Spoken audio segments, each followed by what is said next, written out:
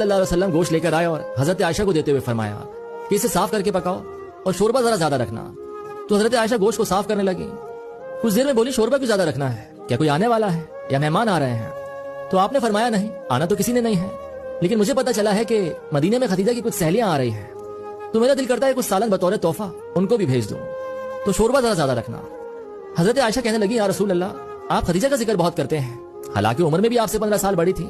یا رسول اللہ نے آپ کو جوان اور خوبصورت بیویاں دی اور آپ پھر بھی خدیجہ کا ذکر کرتے ہیں. تو سامنے سے کوئی جواب نہ آیا، دونوں طرف سے خاموشی چھا گئی. عائشہ بھی یہ جملہ بول کر خاموش ہو گئی اور رسول اللہ کے جواب کا انتظار کرنے لگی. کافی دیر تک جب جواب نہ آیا تو انہوں نے نظر اٹھا کر دیکھا.